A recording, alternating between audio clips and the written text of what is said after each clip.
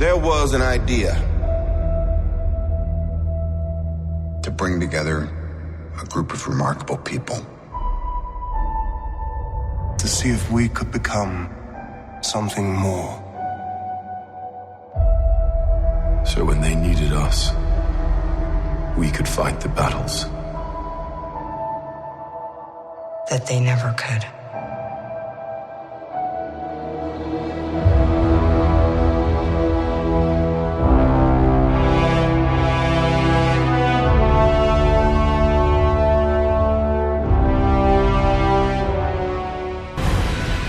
When millionaire industrialist Tony Stark, inventor extraordinaire, garbs himself in solar-charged steel mesh armor, he becomes the world's greatest human fighting machine.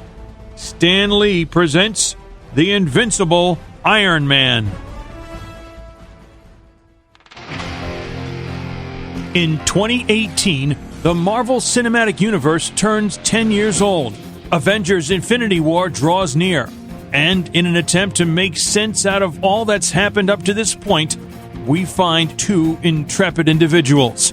Peter Melnick, local newspaper production associate and mild-mannered comic book and podcast enthusiast.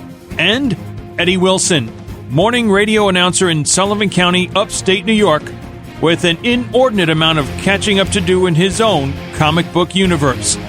Alone, they stand apart. Duh. But together, they are the Marvelists. Welcome, everyone, to the Marvelists, the Marvel Cinematic Universe podcast. I'm Peter Melnick. And I'm Eddie Wilson. And first off, before we get into today's whole rigmarole, how can people get a hold of us? I'm glad I asked that. Go on Facebook.com/The Marvelists. Give us a like on there. Eddie, you can find us on Twitter, right? Right.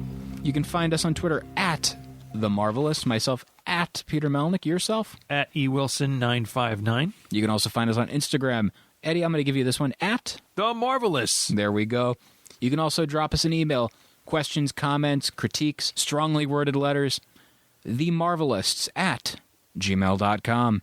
And you can also find us on iTunes. Rate, review, and subscribe. Share this show on social media whenever an episode drops. You can find us on SoundCloud, yada, yada, yada. But you can also find us on Stitcher Radio, available for all iOS and Android devices. How about a big thank you, if we don't forget already, now, later, whenever, to say all the likes that we've gotten up to this point. As of this recording, 500 and... how many did you say? 91. Not too shabby. Not at all. Thank you again. So for all of you out there, major thank you from myself and from Eddie, Captain Ed America, or...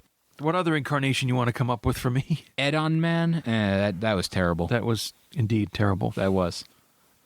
I tried. Oh. Was that a try? Was it? Really? It was a terrible dismount. Okay. But Eddie, before we get into today's episode, we're going to be covering Iron Man 3 from 2013. And before we get into that, some big news happened over the weekend. Not really news per se, but a big event happened with Marvel. A lot of money happened to Marvel. A lot of money. 192 million. Actually, last I saw was over 240, I believe. Okay, then that was from right after the weekend, perhaps. Yeah, they're pumping it up. Black Panther actually just surpassed Star Wars The Last Jedi. Passed a lot of things. Mm-hmm. Kind of happy to see this, and I went Thursday night to go see it for the premiere screening. That's actually why our episode was late, but I digress. But I saw it. I liked it a lot, and I will just say now, in my overall rankings of the Marvel Cinematic Universe, it's a part of a four-way tie for the number one spot.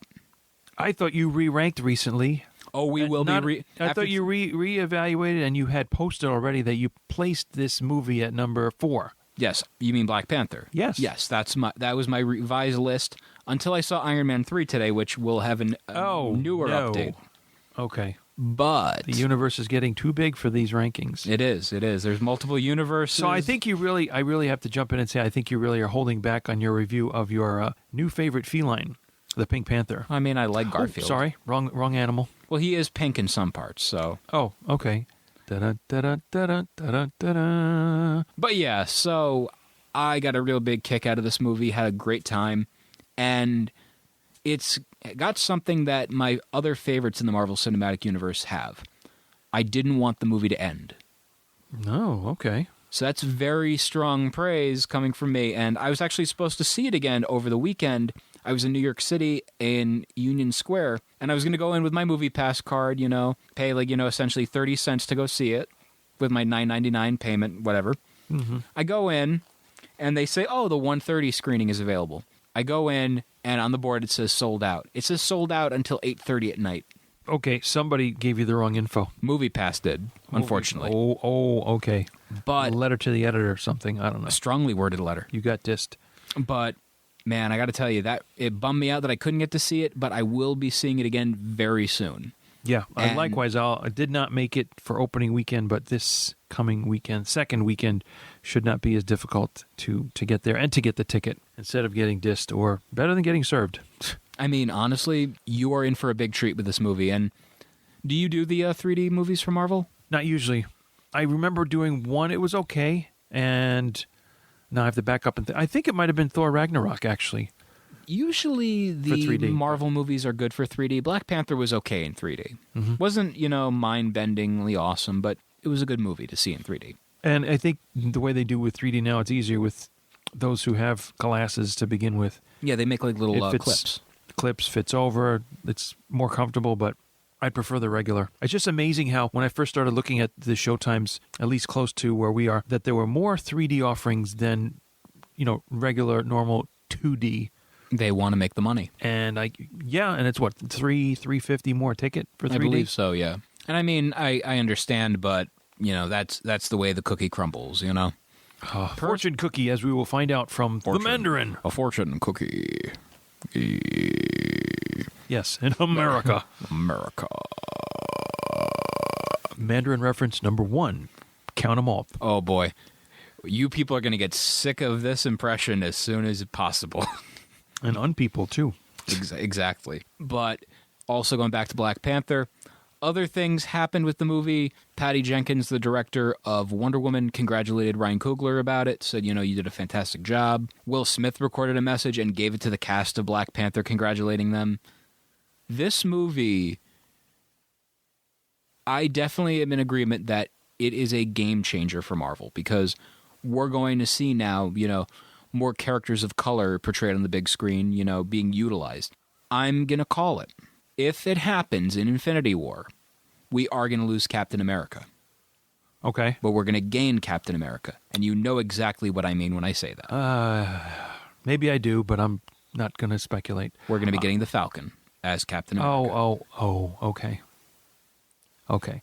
Maybe that's the way the storyline in the movie can go, whereas in the comic, it became Bucky, I think, for a time, who besides him being a nomad, but took on the Captain America role for a time during the Brubaker run, I think. Yeah. Yeah. But also, Sam Wilson became Captain America in the most recent run. Afterwards. I believe around the time of Secret War, ? The 2015. The revised Secret, yeah, that sounds about right, yeah. So, yeah, I mean, I don't mind, we'll see what happens with this, but I think that's going to happen. And, man, it's the one thing I've been seeing over and over again with people talking about it, that Blade was the first, person of color to play a superhero in a movie. But And not, then not a superhero, you said. Yeah, you always hear that. And I did discuss this on the show, didn't I? At some, earlier point, yep. Yeah, and I don't know, it just kept going back and forth over the weekend, that recurring line of Blade is a superhero. I'm like, no, he isn't.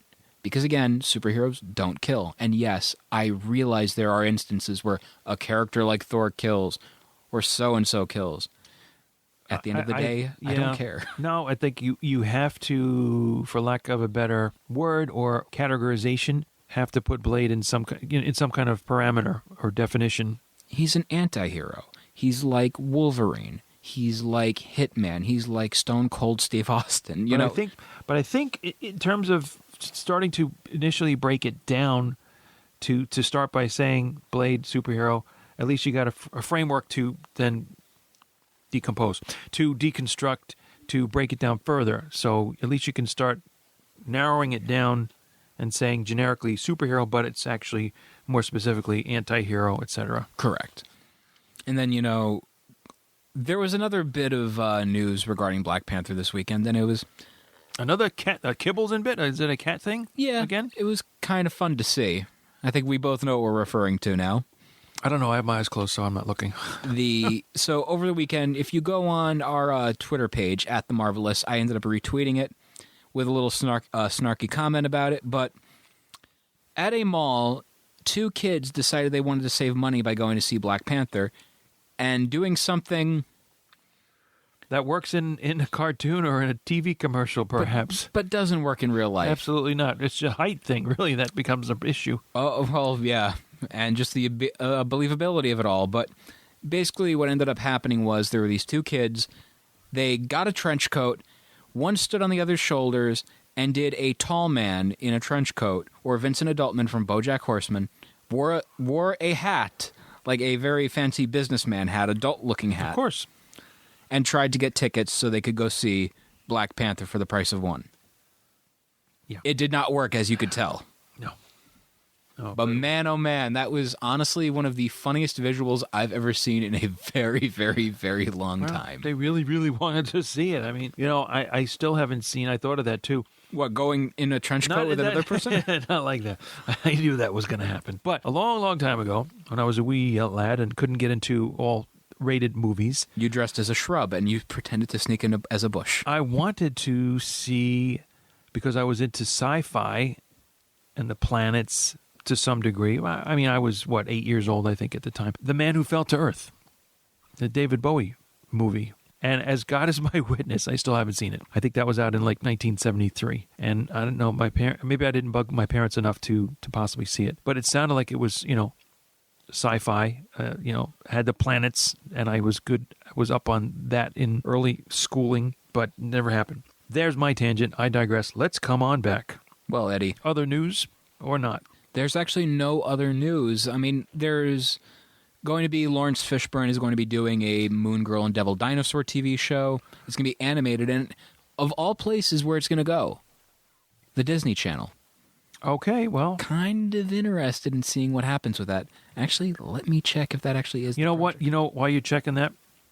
You said about, of course, a more proliferation of films now that Black Panther's done so well. And I thought of Lawrence Fishburne, which was mentioned previously in a subsequent, and I can't think of which movie it might be, or it's already a done deal, that Lawrence Fishburne will be a superhero. Right. He's going to be Goliath. Goliath, yes. Bill Foster character, yes. Although it was Black Goliath, I think was the title of the comic from the 70s, which only was, 5 issues, I believe. And real quick, Moon Girl and Devil Dinosaur will be produced by Marvel Animation and Cinema Gypsy Productions, of which is founded by Lawrence Fishburne and Helen Suglin. So, that was a quick find. Very good. Yeah, I mean, I'm interested in seeing, now, if we get this, what other shows could we get as animated series?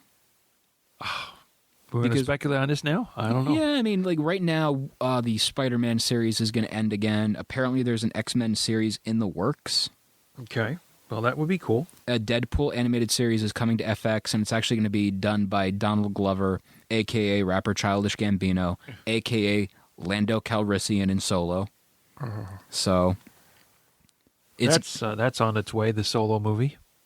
And they showed a trailer for it before Black Panther. Oh, it was fantastic. I am still a little bit hesitant, but seeing it on the big screen kind of got me a little bit more hyped. Sure, absolutely.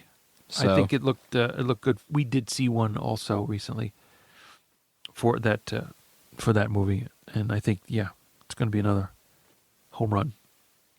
Do you think so? Home run like Rogue One. I think that was I think it was. They're expanding their universe also from the Star Wars episode numbered movies to now tell individual stories, and it seems to be working. But Eddie, now one thing I want to know is, what is today's movie we're talking about again? Iron Man 3 from the year of our Lord 2013 AD. Now, this is a very controversial movie. A lot of people love it, a lot of people hate it. Well, the first thing I want to say about it is it's told differently. It's told in a flashback form. And you don't get that all the time. Sometimes those could work or not, but they have to remember to bring you back to tell you that it's something that happened. Somebody is telling it in that style form. In that way, it was good to have it done, that way. And if I remember correctly, this was actually supposed to be Robert Downey Jr.'s swan song with the character of Iron Man. Initially, I think so, yes. Maybe, he only had a 3-film deal, perhaps? It would have been 5 because you count the Incredible Hulk as being in that cameo. Then you have Iron Man 2, that's 3. Then you have Avengers, that's 4. And then you have this. Okay. Do the math. So, 25. No, wow. And divide. Oh, man. Iron Man. Got it. Okay.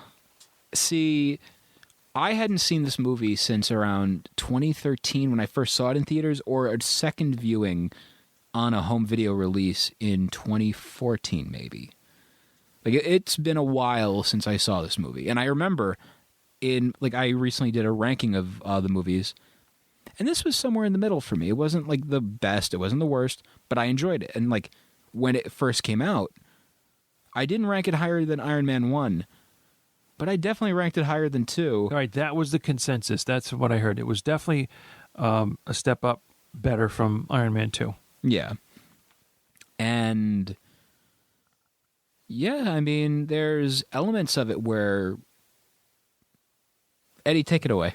Well, you know what? Here we go. It's 1999. This is where the flashback starts, and it's in Switzerland.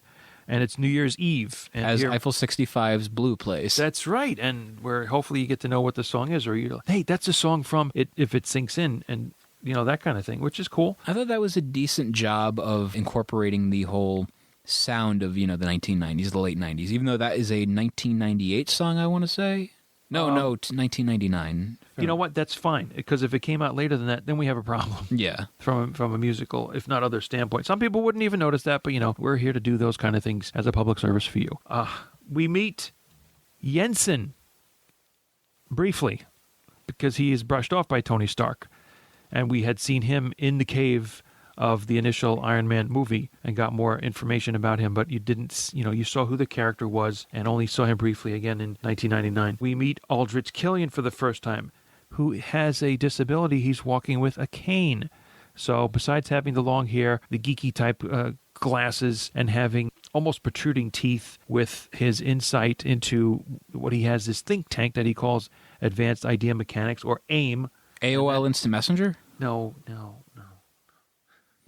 I think it was before AOL was conceived as an acronym for something. But AIM, ladies and germs, from the comic books that I believe we talked off podcast before, how the character of MODOK was associated with AIM, and to me immediately came to mind all those flunkies in their yellow hazmat suits with beehive mesh netting for face, quote, recognition. That's where the beginnings of AIM is what I came to know about. We also came to first see, not a love interest, it was a one-night interest in Maya Hansen, and her talking about the area of the brain that governs repair and the ficus that she has, and telling Happy, who's a long-haired, hip dude bodyguard.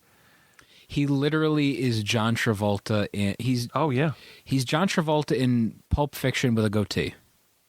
Yeah, a bit of a goatee is right, and trying to be all that and cool, and snapping that little leaf off the ficus results in an explosion and regenerating that, or creating a glitch, as she says in the work that's been going on. You know what? And it seems that from that point to 13 years later, there's still a glitch, although they've evolved it into human, trying to incorporate it into the human process. Now I'll say this about this flashback scene.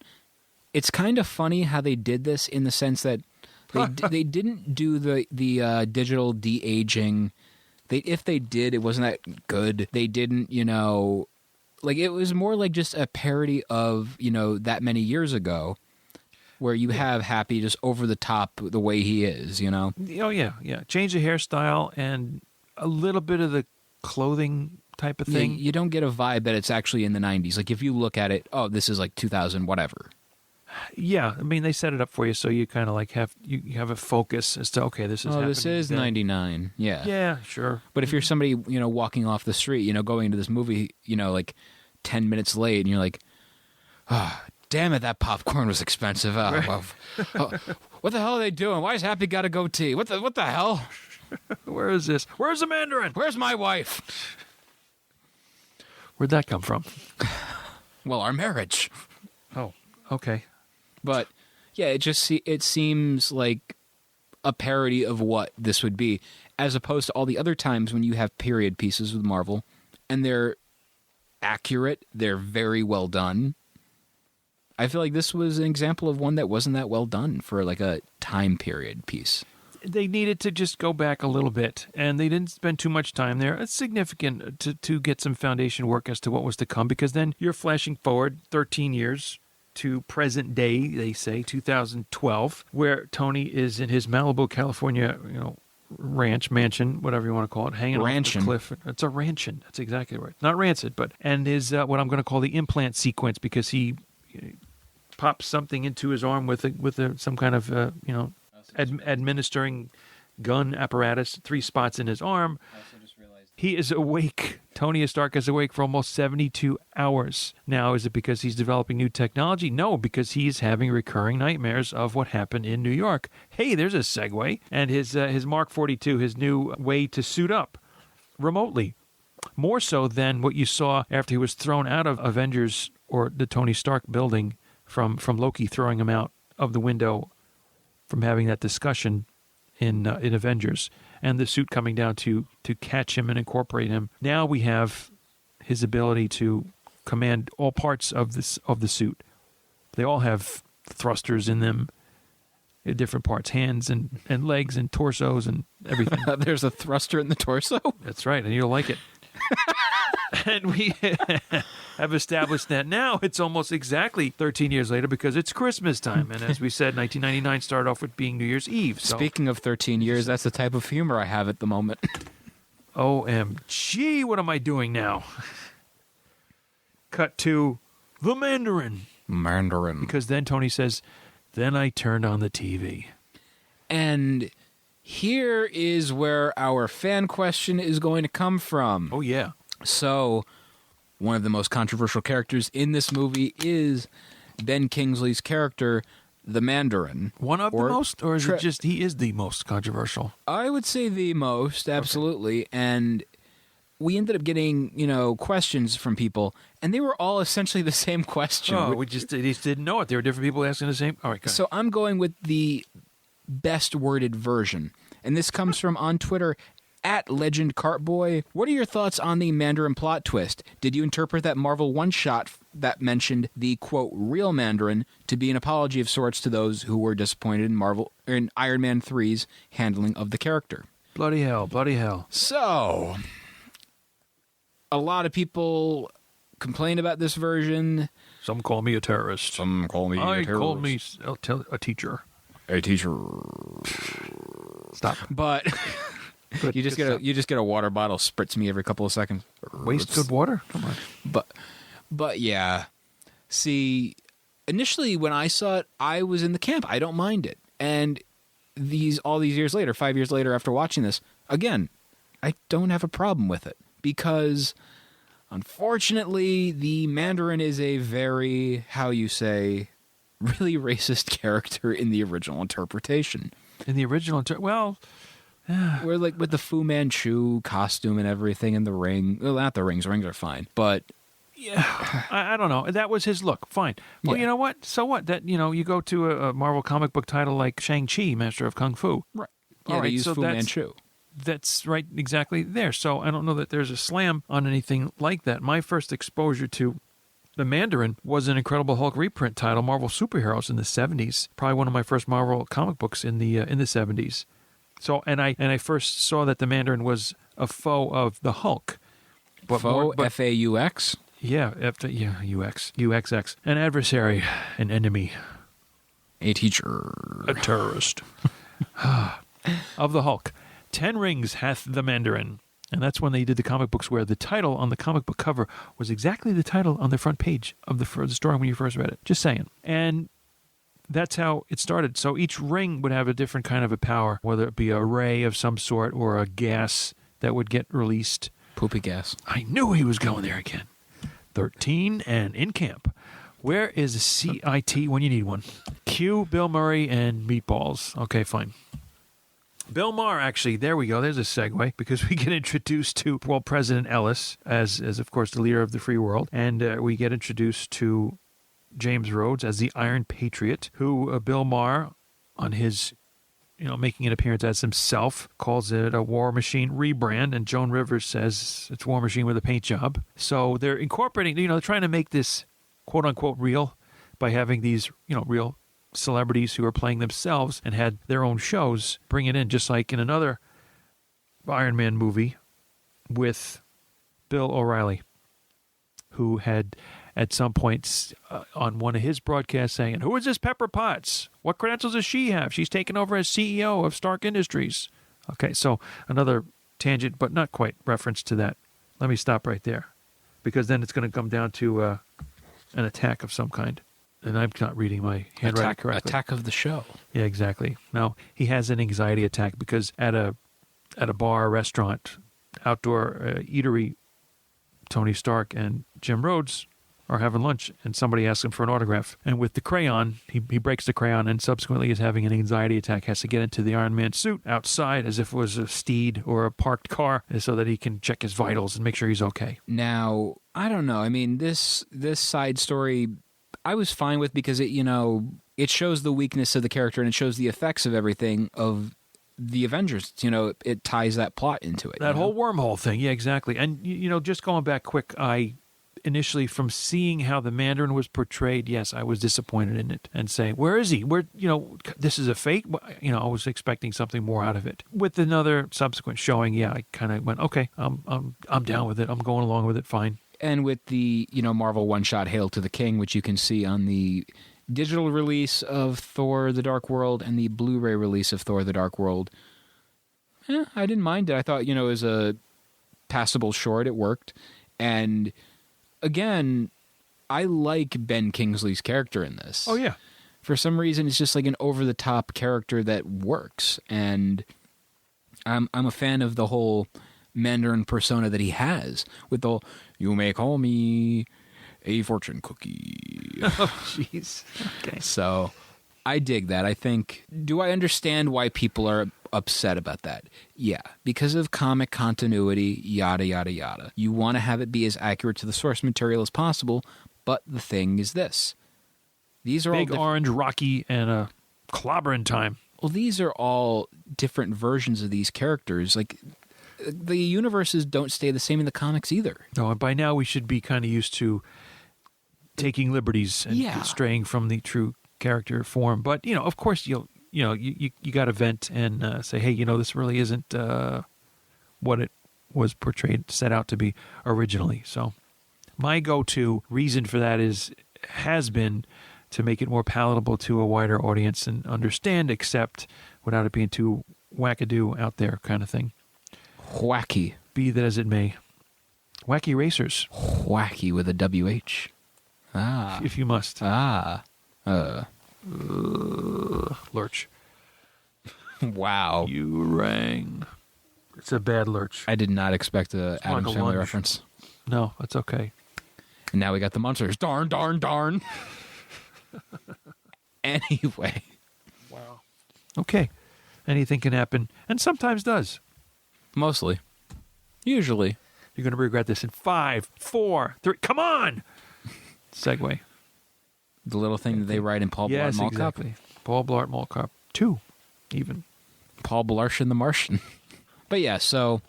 Well, we get to see Happy now, who's the head of security, and a 300% complaint rise in the way the staff is behaving because they're not wearing the badge and that badge. We get to see Killian, looking a lot better, remodeled, teched up, perhaps for the new millennium, and the introduction of this Extremis thing. Which, by the way, is created by comic writer Warren Ellis. And if you've ever read the storyline, it is one of the best Iron Man stories. I cannot recommend it enough.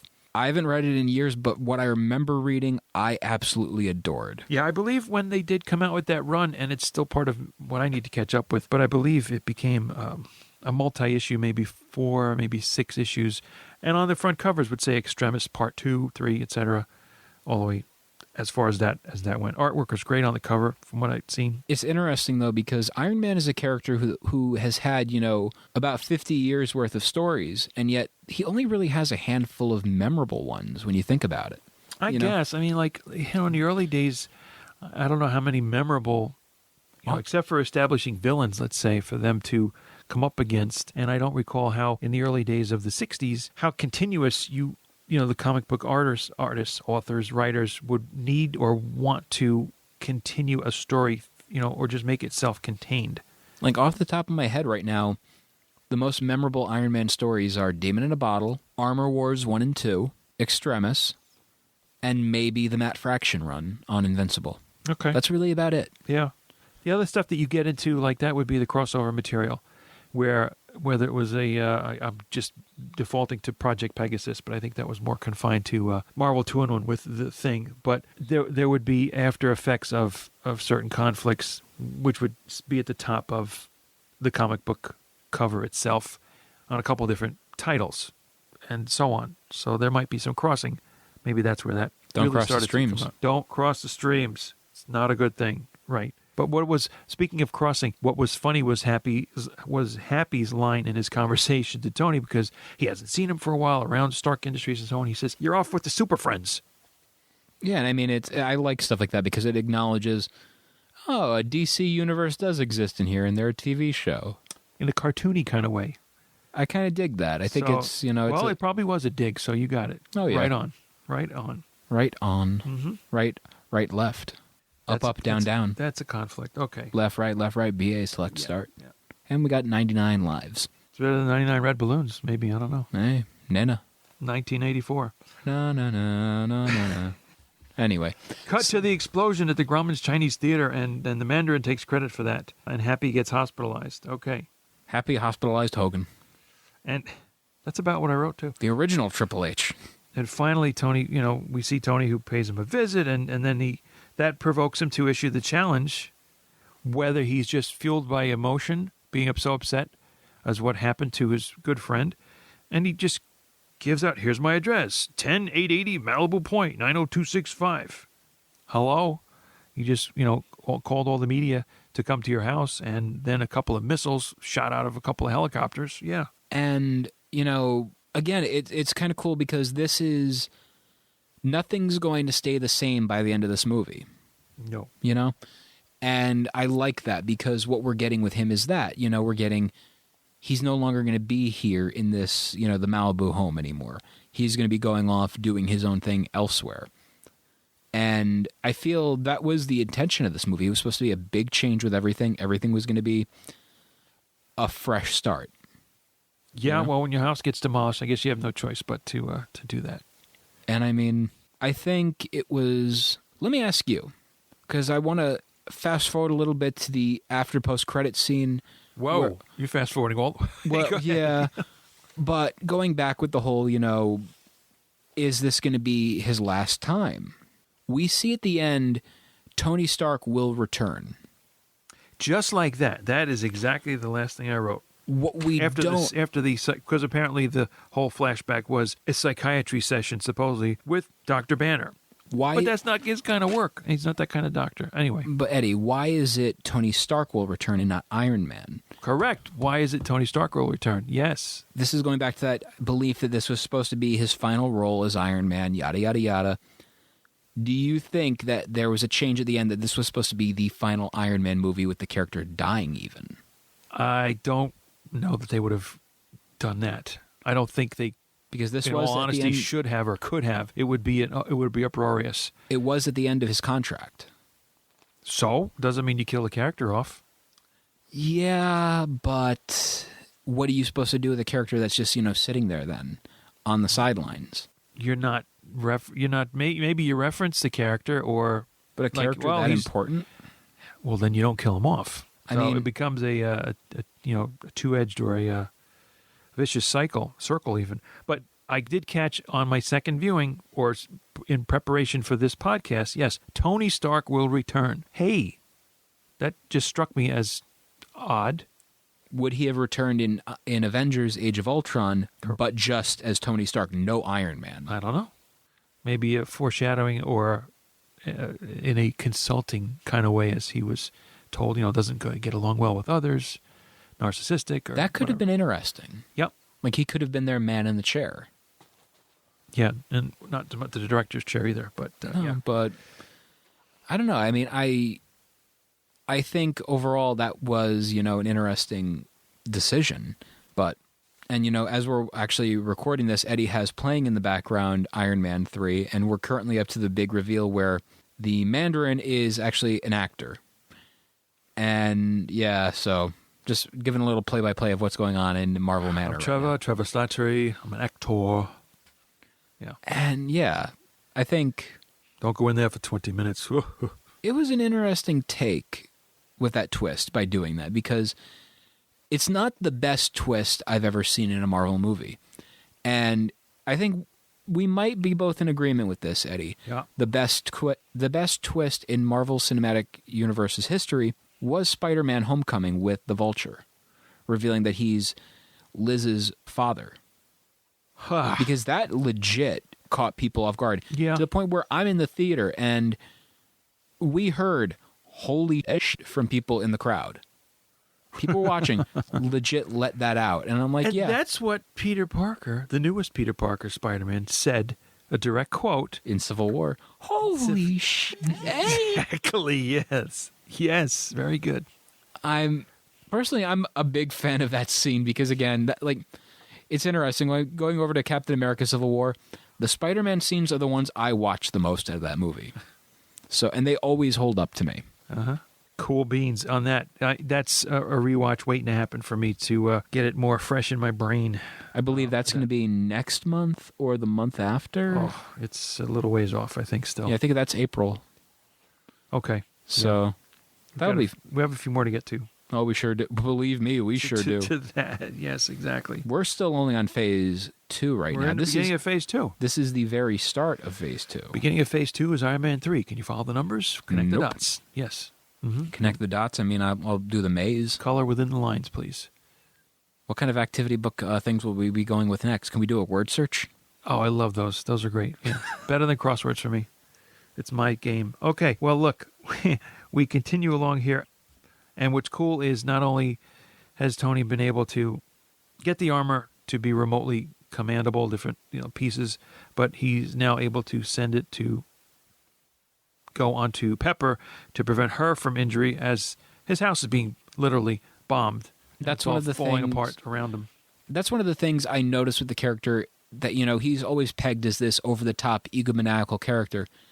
And when he has people he cares about, he does anything he can to save them and take care of them. Right. And that's, one of the biggest strengths that lies in the Tony Stark character. Yes, he's got an ego. Yes, he knows he's something. He's great. But he does care about others around him. Another big strength on that note is when this suit that gets back onto Tony now takes him down under the water. Good day. Under the sea, if you will, or if you won't, and somewhat buried under some house rubble. The suit is not flight ready, but Jarvis says, take a deep breath. One glove or gauntlet comes off, turns around and pulls him out. There's a strength we didn't know about. So they're like, way cool, because it can't end here. Junior, yes. Rat, we thank you for that song once again. I'll just keep beating that dead horse of a song. Fortuneless cookie. Japan, okay. We're bringing another union. Okay, another nation heard from. But yeah, I think that element of, just also the upgrades in his tech with the whole, that it can fly around and do this, that, the other thing. It's cool to see the evolution of the costume and what it can do, because we don't know everything that this thing can do, because that's the beauty of imagination as a writer.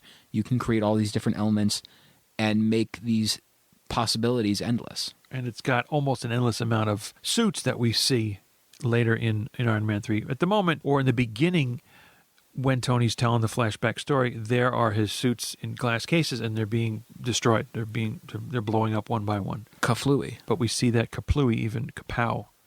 Do you have any particular favorites of the costumes? Maybe in the comics I did, and one may have had to do with a triangular chest plate, but I think that was more of a space-ready one.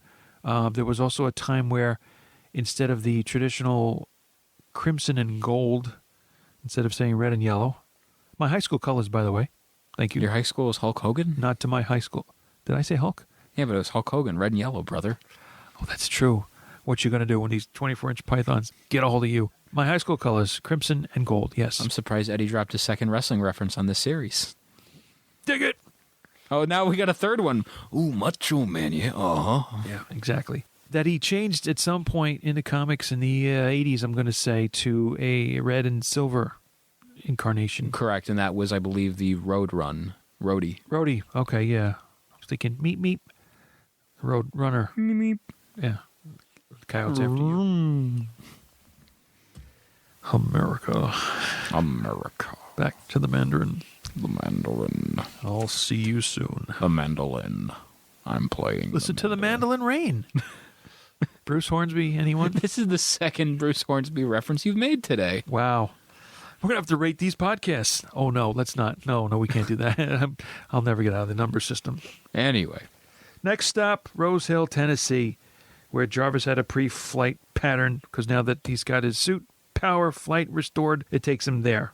And Jarvis has kind of a breakdown and he has to go to sleep. So I don't know how heavy this armor is that Tony has to now pull through the snow from flying from his Malibu, California, all the way out to Rose Hill, Tennessee. But at least we've got a wooden Indian statue that he can get a cape, not a cape, but some kind of a blanket off of. A poncho. And there you see, in 2012 in Rose Hill, Tennessee, a phone booth. When have you seen a phone booth last? In an antique store, maybe. I might have. Well, I saw a the phone. Age of cells. A payphone. Does that count? Not really. Payphone, sort of, but a phone booth. Yeah. Who's going to become a superhero? That's right. Who wants to be? Excelsior. Wow. That's a show I haven't heard in a long, long time. Who wants to be a superhero?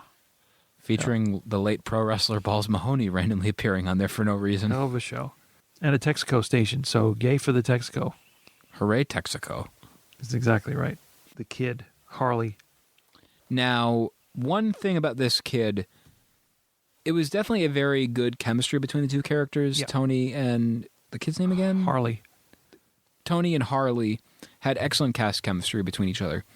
And I think it's really funny that it's currently rumored the kid who played him is going to reprise his role in one of the upcoming Avengers movies. We don't know what's going on. Now, let's fast forward a little to the ending. I want to do some speculation with you. If you remember at the very end, Tony donates to him this whole science lab and everything for his house. Oh, in the garage, yeah, he's got everything souped. He's fixed the Mustang. The advanced potato gun, the Mark II. I want to know. It's been speculated with Avengers Infinity War or Avengers 4 that this might be the end of Tony Stark. Okay. Tony Stark might die in one of the future films. And if that is in fact the case, do you see this kid taking the mantle of Iron Man? Yeah, why not? You set it up like that. I think it could be a natural progression. If the worst happens, and I don't want it to. Neither do I. But, the character's got to continue, I think, still be a part of the universe. So this would be another, and maybe, I don't know if you still call it the same character name, Iron Man Jr. No, I don't know. Like James Bond Jr.? Like Way Cool Jr., okay? There you go. All right. I'm surprised you went with the reference, Eddie. If you can't beat him, Hulk smash. What was that? I don't know. Get it out of the room. But anyway, I think it's going to be a male version of Ironheart. Calling it now. Because stay tuned. We don't know what's going to happen with Phase 4. We don't know what's going to lead the future of Marvel. Some people are speculating that it might be Black Panther that leads the future of Marvel. Oh my. And if that's the case... Think pink. And black. That was a good combo. let me tell you what. Hey, it works for Bret the Hitman Hart. It's good fashion sense for some. I use pink earbuds. Now you know. So, In case you were wondering. were you people wondering? No. Tweet at us. Wow. But Call the boat. I don't know. I mean, I think if they do this, it's going to be an interesting take, just adapting this character because We're connected. we are. And I love that. I love that, it's a character that we really didn't pay much attention to. Just we think it's going to be a one and done character. And if that's the case, awesome, They're going to build a franchise potentially around a small character that, no one even paid attention to. Yeah, that's quite possible. But we'll have to wait and see. I mean, think about it. It's going to be a point where Spider-Man is more accustomed to being a hero than Iron Man, if this is the case then. yeah.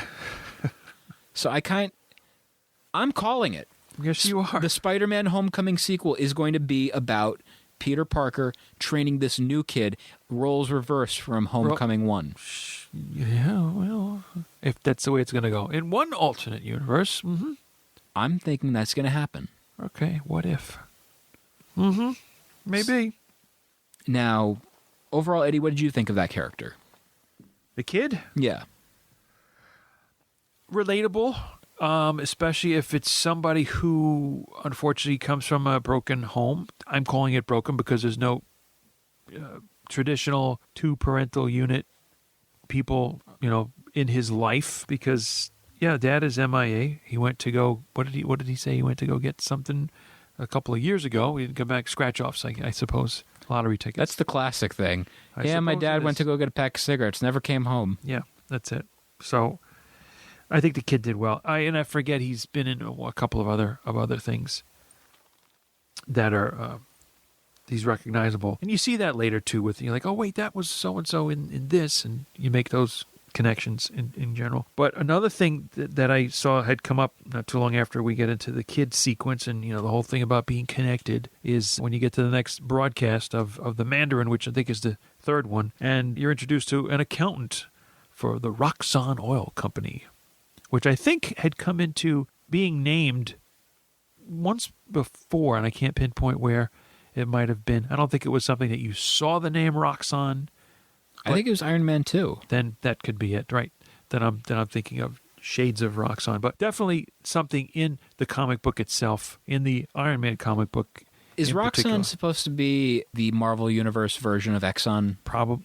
Well, only because of the two X's maybe in it, perhaps, but that would be their major oil. And not only in Iron Man, but I think it's been in other Marvel, a lot of Marvel stuff. Yeah, to have some industrial connection when needed. So, yeah, that comes in as well. The disheartening part was the supposed, as you didn't blatantly see it, execution of this said accountant for Roxxon, where in 30 seconds, if the president didn't call the Mandarin, then he would die. Well, the Mandarin lied, at least on the TV broadcast. Bang, I will shoot thee, man. Bang. Seems like a good guy. But if another 30 seconds, how did he hack my phone? The president says, and cue the Iron Patriot to go and take care of him. Doesn't quite happen. Now, going over to Don Cheadle real quick. Yes. I feel this is where he cut his teeth and did a fantastic job in the role of Rhodey. And it was a vast improvement from what we saw in, Iron Man 2. Uh-huh. And he came into his own, and I really, enjoyed it. He embraced the character, made it fun, and made it himself. He had to, get his feet wet in Iron Man 2, and even if it was uncomfortable in the reading of the statement that he had made in front of the, I'll say Supreme Court, but in that courtroom where unfortunately he had to just read a part of where, the technology that Tony Stark had was not entirely stable, or whatever the correct wording was for that. But just to read an excerpt was unfair. He came into his own by the end of Iron Man 2, I think, though. Makes sense. He thought he was... he was literally the big guns who would take the high point and so on, and seemed to know more than Tony did about not being in the kill box, getting to higher ground versus staying down below. But then it was too late because all the droids were coming. Droids are coming. The droids are coming. The Miss Chattanooga Christmas Pageant. There's your titillation tangent. And that actually features a random cameo, of course, by Stan the Manly. Man, that was one of the... It's not in my favorite cameos of Stan, but it was pretty great just watching him get really excited over and the giving ladies. a big 10 to on his signboard to at least one of the bikini-clad contestants. And now how about Gary, the Tony Stark lookalike? Tony Stark is in my van. Tony Stark is in my van. I thought that was a fun scene overall. Bam! And wait, that's arm tattoo. Was a Spanish Scott Baio? I love that line. The Marvel movies are known for their humor, and Iron Man is where it's the most, where it makes sense, you know? Yeah, now, and also that I had just written about Gary, the TV tech, with the Scott Baio tattoo, Tony Stark modeling his whole look, his hair, his face, you know, but he said he got it from a doll he made. Not just a picture. What kind of doll do you think that was? What do you think the material was made out of? I think hair. In part, yeah. I'm like, okay. Not his hair. No, but just, you know, from a doll he made. So he's got Gary, you know, there's some insight into Gary a little bit here. I think it stops there, but that's okay because Tony needs Gary, you know, change the frequency so he can lock in and target on what he's got to do and so on. And we go from there. But, you know, a little fanboy thing going on. That's cool. That'd be like if I met Star-Lord. Oh, boy. Imagine that, Eddie. Hey, Star-Lord. Oh, my stars and garters. I can't believe it. Look, I have the tattoo and everything. Let me get the helmet and my blasters. My blasters. Anyway. Wow. Wow. Wow. All right, now, where's the Mandarin? Killian finds Pepper and Maya. And maybe a double cross because Maya is working for Killian. Now, Eddie, overall, would you say, you know, that was a... Twist? Yeah, decent twist? Yeah, you know, because it was a setup.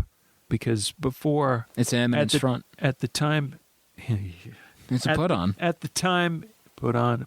At the time of the Malibu, California house being demolished, Maya is in the premises... And we don't suspect anything bad. Well, Tony does because they think there's a 12-year-old in the car waiting from that one night. But she becomes part of what you think is on the same side, and it turns out not to be the case later. Cue to Iron Patriot, who then becomes subdued. And next take, we're in Miami. Welcome to Miami. Thank you, Will Smith. Will Smith, thank you. And we sample another song. Mandarin headquarters, Miami, Florida. And Trevor... the actor. He's here, but he's not here. He's here, but he's not here. It's complicated. And this leads up to the scene where they're confronted, you know, the Mandarin is confronted by not just Iron Man, but also War Machine. Yes. I would understand why some people would dislike this interpretation of the character because he's very buffoonish. Yes, it's like belittling, and you're like, well, wait a minute. He was a badass. He was a bad guy. He was a villain. It was acting. It's all smoke, green screen, and yeah. I think that is where I understand why the people feel they do about it. But I go to the Marvel movies partially for the comedic aspects of it. And I feel Trevor, he did a good job with the comedy. He did a great job, you know, for Ben Kingsley to have that range from what we most know him from the early 80s in Gandhi to now coming to playing this role.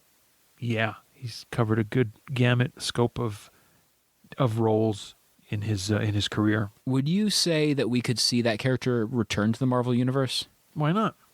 Would you want to see do you think you would hear an audible groan from the audience of he shows up, not this guy? Yes, you could, because you know what he was like in this movie and are anticipating more of the same. And whether that happens or not remains to be seen. First of all, of course, if the character is going to be perpetuated into another film appearance. If I'm correct, was he involved in the Marvel 10th anniversary photo shoot recently? I did not look closely at that figure. There's a lot of people in that picture. What they should do is, like in some magazines, Time or otherwise, have of course, the picture, and then on the inside have sort of a drawing where it's a white background with black lined people, and they have all numbers in their heads. Paint by numbers. No, you won't be able to tell who they are. And then all the numbers are inside their heads, each individual, and then you have the key to find, okay, 10. All the numbers are inside our heads, Eddie. Oh, that's right. If they're not, that's a brain damage or something. Deep thinking of this comment. Okay. And lurch again, so... So where are we now? Tony zip-tied to the bed. That sounds about right. Oh, that sounds kinky. And we get to a thank you of sorts from Killian telling Tony that you gave me the best gift that anyone's ever given me. The gift of love. Desperation. and the subtle, maybe not so subtle reference to him saying, ever since that big dude with the hammer fell out of the sky. Again, I love the elements of the wink and the nod to the audience of, you know who just referenced, right? Yeah. Hey, you know, that guy with the hammer. Odin's son. Mario and Donkey Kong. He does have a hammer. And a stash. And the armor returns. And Tony's line, of course, because he only gets one hand part and another foot. Where's the rest? Locked up in the shed of Harley in Rose Hill, Tennessee. And wouldn't you know that one of the guys that are watching Tony guarding Tony as he's zip-tied to the bed, Tony says, how many miles from Rose Hill to Miami? Oh, about 850 miles. Like he's so happy to tell him that piece of knowledge he just knows off the top of his head. I'm good like that. It's common knowledge. Common knowledge. Common is a rapper, isn't he? He is. Wow. I should want to edit that out because I know that. But anyway, that's like Penny. Why do I know that? Sorry. Big Bang. Honestly, I hate working here. They are so weird. Is the other flunky. I love that. And he leaves, you know what's cool too is, and he does look it when he's said it, but Tony in, verbally slapping the man around saying, okay, Ringo, do this or whatever he tells him to do. Now, do you think that was one of Robert Downey's improvs? Could very well have been. Because I don't see that being written in the script of, we'll call him Ringo Starr, ha ha ha. I think that was his observation, and he just threw that in there. You know what? It was probably an observation because of the accent that Slattery had, Trevor Slattery. Yeah, but he also does look like Ringo. And combined with a semi appearance. But when you put the two together, hey, it's Ringo. Yeah. Hello, Where did governor. that bitch come from? No. I don't know more. I'm going to stop doing British accents. Did you start? Yeah, I did. I said, hello, governor. Oh, fine. You were better when you did your audibly exquisite Liverpool, I think. That was you. Okay. That you started that on me, so. Cut to the vice president, who's being contacted by Iron Man, Tony, and Rhodey, who apparently, we find out, is not as cracked up, honest on the level as he appears to be, because at a Christmas celebration, he goes over to his granddaughter, who we see is, it's not what you call an amputee, because, she was just born without the bottom part of one leg. He's going to go along with the Extremis project, so there we go. And you have a little bit of music undertone that kind of cues you into, like, hey, wait, this isn't all on the up and up. And Air Force One being compromised and good having movie. an explosion. Air Force One, get off my plane. Right. Get off Harrison my Ford, plane. thank you. Okay, whatever. Plane. Wow. So how many in the air? I don't know. 13. Harrison Ford. How many can I carry? Jarvis says 4. I thought you were quoting Harrison Ford. No, we're going to do Barrel of Monkeys now. Barrel of Monkeys scenario. It works. There was one part after the movie and some extra info scene, so on, doing the whole creation of the save of all these people, which is something that really hadn't been done in this fashion before, and they were able to pull it off. But then the surprise coming after everyone is saved, not the surprise there, of course, but then Iron Man flying across the road, the highway, the bridge, and getting hit by a tractor trailer, and then finding out that all the pieces that fell apart, he was not in the suit to begin with. He had been remotely controlling, I guess it was a Mark 42 suit. And again, it's interesting that, this isn't the first time, or this isn't the last time we're going to see this. He does this in Spider-Man Homecoming with the, talking to Peter, chastising him. Oh, mm-hmm. Yeah. And again, got a lot of going back to. I really need to catch that again. That is a movie, one of my coworkers was watching it recently, and he absolutely adored it. And, me and him were talking about it. He's pointing out all the different little details about that movie of how much he loved it. Yeah. So that's a movie I'm beyond excited to revisit in the coming months. Well, we'll have to just one at a time get to that point. But, but now we're going to have the final showdown, I believe, and as Jarvis calls it, the House Party Protocol. The question here is, he has the armada, the army of suits. Does he have Kid and Play? I don't know what he's got. Sit and Spin, probably. It's my childhood thing. Kid Maybe and it's Play, Slinky. House Party. Slinky. House Party, the movie. Oh, that. Okay. Oh God, and I forgot the guy with the big do. that was the. And it was a don't. It was a don't.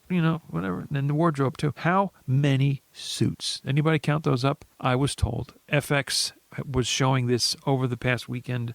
They actually showed it after you watched it. It was ridiculous. And the next day also. It was unreal. Just very coincidental. But how many suits? FX said 41. Now you know how many suits there were in Iron Man 3. That's 40 more than one. Yeah, very good. A for effort. Okay. And then we have, of course, the president in the Iron Patriot suit for a little bit there. And Tony is in a T-shirt that says AIM. Twist, maybe a little bit. A little dig. Twist in the night away. A little jab. A little thorn in the side. Every rose has its thorn. Ooh, poison. This summer, Bethelwood Center for the Arts. Great commercial. The Nothing But a Good Time tour. With special guest Cheap Trick. And Pop Evil. And go figure. Can they make a character like that? Like the pop characters? Maybe. Possibly. I don't know. Potentially. But of course, the character of Rhodey gets some good lines in here too, throughout his character appearance in more than just one film. But, he says, that was good going, Mr. President, but I'm going to need that suit back. And eventually that does happen, although he can't control like he wants to the suits because Tony says, they're only coded to me, not to him.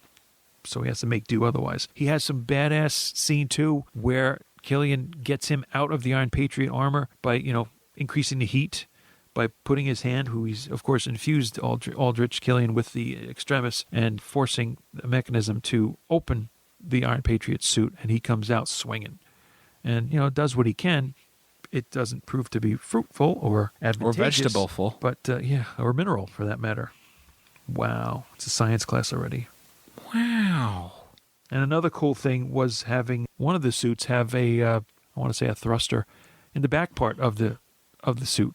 Not just like a chest piece, a chest beam, but out of the back itself. So it's like, oh, cool, it's coming out of there too? Sure, why not? And the shrugging of the shoulders sort of Tony when Mark 42 comes inbound to hopefully go onto Tony and crashes, falls into a zillion pieces, and he just says, whatever. In a final battle, we think, with Killian. And that fight with Killian goes on for a while. And, again, as I mentioned, we're watching the movie in the background, and the fight has been going on for a while. Oh, Lordy, has it been going on for a while. It's like a Dragon Ball Z fight. It just never ends. Is that right? Okay. And then the sort of a surprise or a heart sinker to me was when Pepper falls into, And man, she was the MVP of this ending. Yeah. Yeah. Who's the hot mess now? Mm-hmm. See, that was one of those things, I guarantee you it was like, this is going to be the last Iron Man movie, which it still might be. We don't know, because Iron Man 4 could still happen, but when we get to that, we'll get to that at the end. Yeah. But... And not before. With, the scene with her, I feel like it was a checklist of the directors and the team were like, what's something cool we want to see in this movie? What are some things we haven't seen? Wait a minute. Gwyneth Paltrow in a sport bra. Pepper could do some stuff with the Iron Man costume. Let's have her do that. Let's have her, shooting some fish. And she does. So. There's that poopy alert again. Okay. It is. Holy shnikes. Schmagakis even. Okay. But a very cool thing, of course, was getting Jarvis being told, do me a favor and blow Mark 42 after Tony commands the suit go onto Killian. And you think that's the end of him. And he still comes back because of all of this stuff with the Extremis. Yeah. And I am the Mandarin. That was where we were introduced to that point. And if you've seen the All Hail to the King, that is not the case. No. So it's a very interesting thing that, we see him do all this at the end, reveal the big reveal, but also be like this indestructible machine. And I feel doing that makes him this dud of a character, because he was. When you look at him, he looks like, who he looks like a lot to me? What? He looks a lot like Val Kilmer for some reason to me. All right, I'll go with you on that. Yep. A dorky Val Kilmer. And then he becomes kind of suave at the end, or in the middle of the movie, when he gets introduced. And I feel it's, like I said, an unstoppable machine. And this is... like the Terminator. Yeah, but this is like a trend with these movies. What happens to him next? He comes back again. I mean, Pepper whacks him with a steel beam, and when he yells, "I am the Mandarin." Does he die? No, right? He's still not. No, I don't believe so. So he might be the one exception, but it's such an anticlimactic ending for his character in this movie. That is how they end him, though. I think I don't have anything else that I recall or had noted down, because the next thing is, of course, Tony saying, "I got nothing." And who's the hot mess now? Pepper says, and then it becomes the clean slate protocol from Jarvis, where all the suits get blown up. Like fireworks in the sky. Fireworks are flying around in midair because they've taken out the other people that have been infused or infected, however you want to call it, with the Extremis virus. And screw it, it's Christmas. And you have all that going on. You have also the procedure or procedures that are needed to bring Pepper to a normal state of being. And while that's going on, Tony gets his shrapnel removed. Yeah. And he becomes a new man. And again, it's while all this is going on, it's making me believe, wait a minute, are they getting rid of the Tony Stark character? Are they getting rid of the Iron Man character? I don't know. I think they're just improving on it. I never thought of it being, that way. And of course, you get back to Happy, who finally wakes up and doesn't have as much tubes attached to him. But he's pretty banged up, bruised, and so on. And he wakes up, and the kid Harley walks into the workshop, which has all been teched up and so on. And Iron Man, Tony drives to his former home site and throws the arc reactor. Throws the most recent, arc reactor into the ocean, but keeps the little mini Phillips screwdriver because he can just build something. It's true. As the kid says. You're a mechanic. Why don't you just build something? And that's how we end this movie, right? Mostly, Iron Man does the... what I thought was interesting about the ending, and this ties back to another movie, I think, or reminded me of, is that during the ending credits for Iron Man 3, you've got pictures of all the Iron Man movies leading up to this one, and including this one. Scenes from the other ones. And that's something I don't think you usually do see, but what it reminded me of was, I think when you had Spider-Man 3, the last Tobey Maguire one, that in the opening credits had scenes of our story thus far in the first two leading up to where we are with, Spider-Man 3. And this is done at the end of the movie. I thought that was pretty interesting. And also a special thanks that came in during the credits. And I forgot the rest of the names, but Bob Layton and John Byrne got special thanks in there. And they're artists, essentially. And writers. And writers. So maybe with the writing component, they had something. So I said, I wonder what, how much they contributed that they got the special thanks, unless they were given some pointers and that kind of thing. Now, we also get the post-credit scene of RDJ just sitting there talking about, all his problems, recounting everything, and then all of a sudden it's revealed that he's been talking to his psychiatrist in the form of Robert Bruce Banner. Who has dozed off, drops his glasses, and Tony says, have you heard anything I've said? Where did it leave off of? And he was most of myself watching this movie. Oh, I'm not that kind of doctor.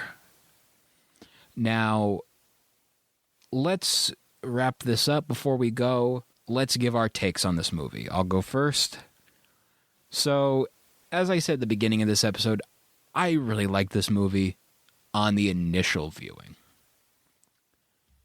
I have not seen this movie since, I want to say, 2013, 2014. This was the first time I've seen this movie in years. Now, that being said, if you've ever seen me on Facebook, I give my rankings of the movies from time to time, and I would always rank this usually in the middle, maybe like a little peeking towards the top. That kind of changed as of this viewing, which, out of all the movies, this one felt like a chore.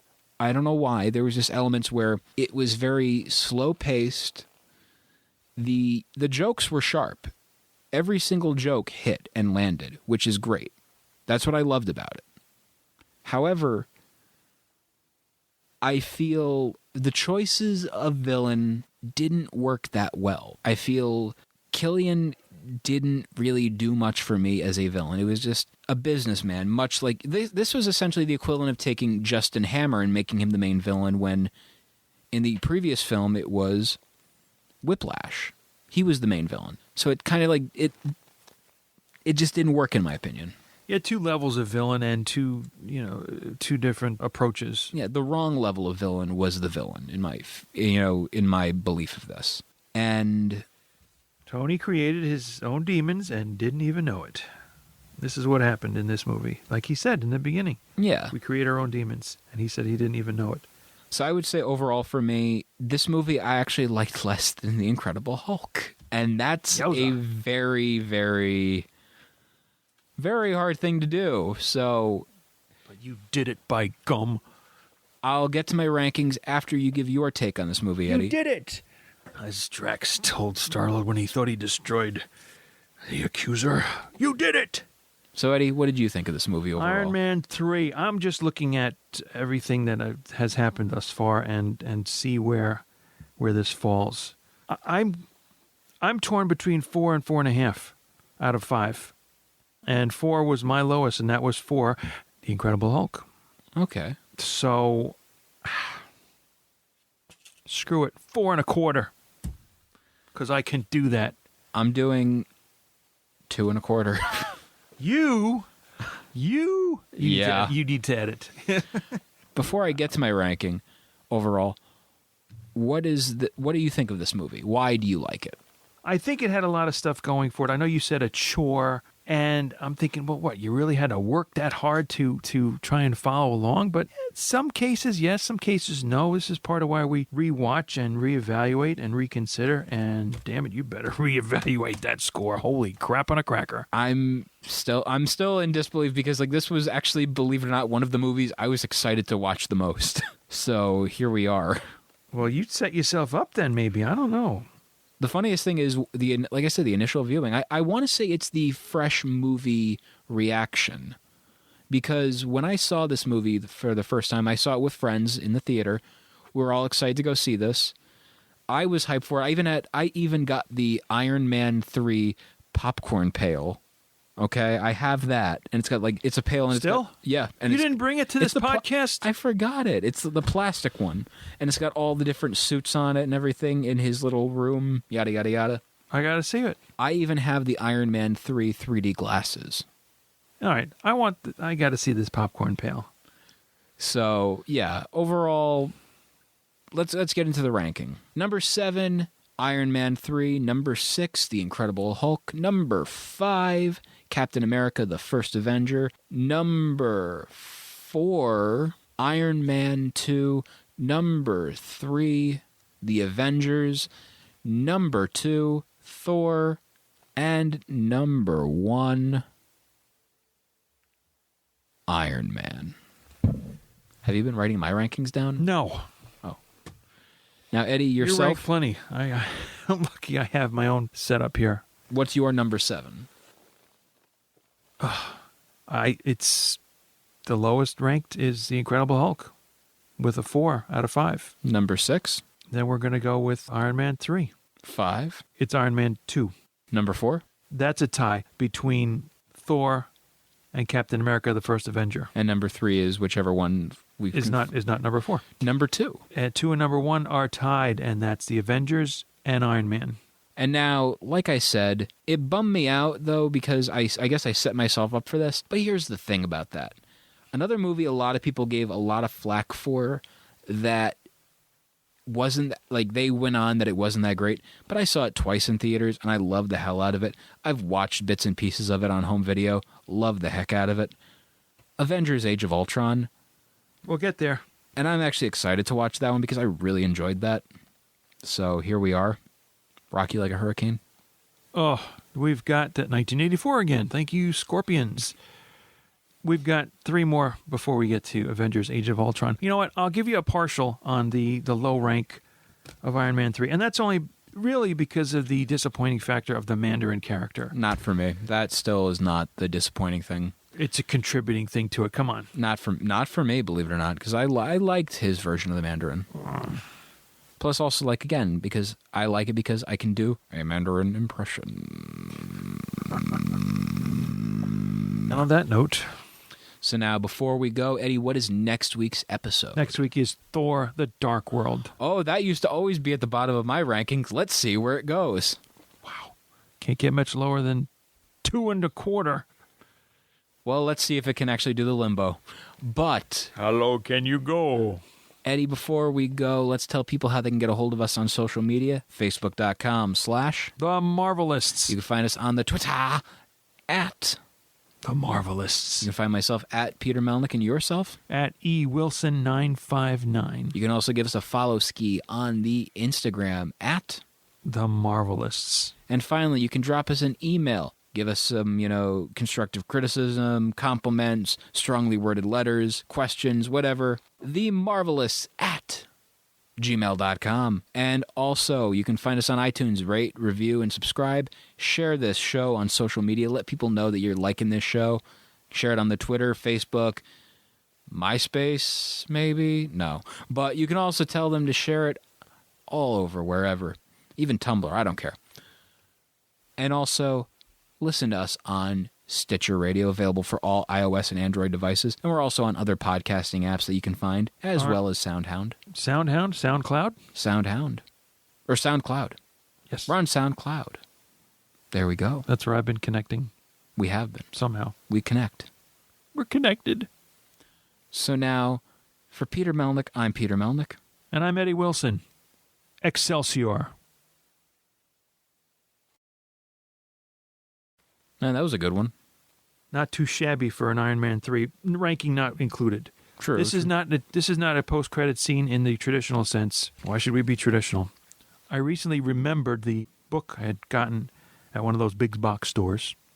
Obsessed with Marvel. 2,500 questions. You test your knowledge of the Marvel Universe. It's a little dated now. It's from 2008. Yes. I am upset, or sort of ashamed to say, but still will, that my accuracy on these questions is less than 50%. So I get them at about 44% right of these questions. Essentially, you have a choice of 4 answers, each of the questions. You have a small electronic box that's somewhat attached to the book. You hit a button that brings up the question number in digital form. So here we go. This is question number 2240, and you can play along if you like. It comes under the category of cosmic characters, and I'm not sure how much that'll help. Question 2240 says, who rules the Eternals in the Kirby and Gaiman limited series? Your choices are Valken, Thana, Zuras, or Icarus. Who rules the Eternals in the Kirby and Gaiman limited series? Valken, Thana, Zuras, or Icarus? I'm going to go with the third choice. You're going to go with Zuras. And just for the sake of consistency, I will do that also. So the third button to hit is C. We'll see what that tells us. That is correct. Hey. Nice going. Thank you. And now it will go to the next question. And keep going. I've had this book for I don't know how long. And so far, the battery hasn't run out. Because then it's game over, dude. You're going to start all over with the questions. Game over indeed. But hopefully with the next go-around, I'll remember more than 44% of the questions. Possibly. To be continued.